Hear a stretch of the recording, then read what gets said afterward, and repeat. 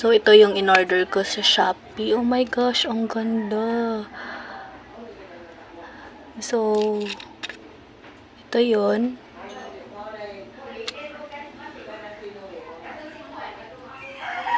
Ita-testing natin. Dito. As you can see the difference, I think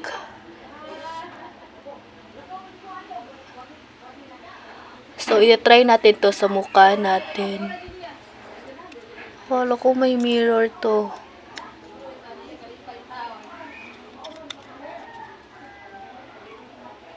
Hindi pala to mirror. Akala ko mirror.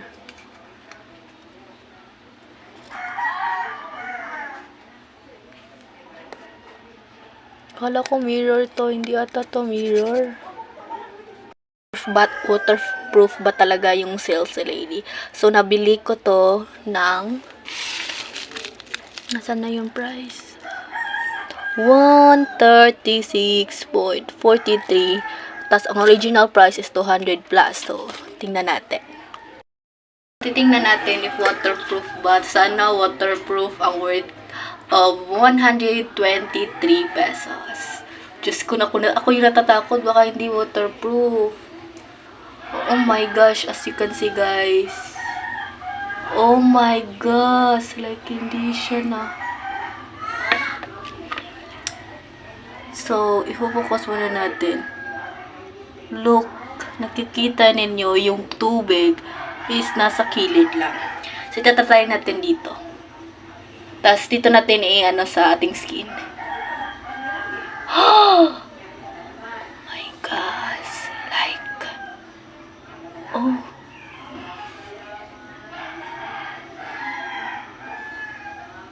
Waterproof ba siya?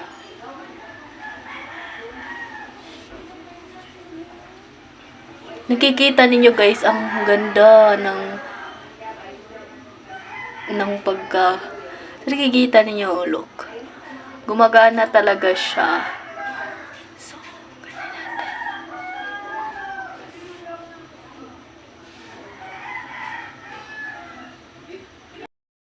Hi guys, so ito yung mukha ko. So, nakikita ninyo, oh my gosh.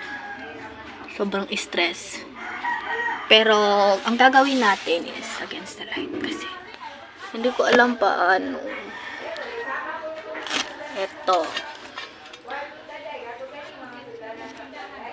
Yan naman. Yung nagbablog ka pero oh my gosh. La. Oh my gosh, ang ganda. Oh my gosh. Oh.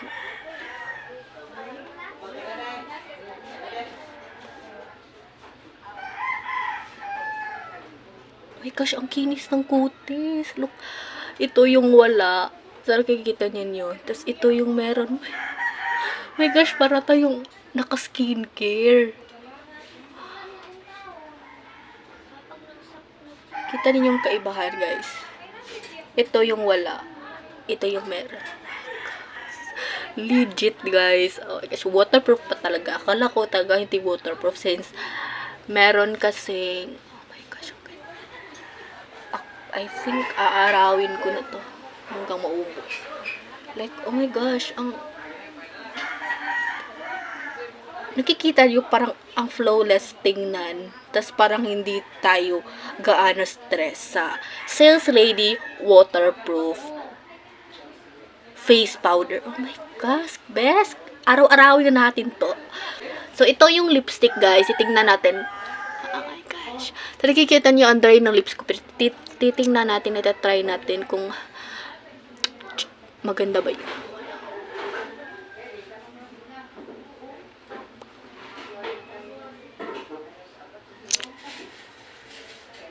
Oh my gosh.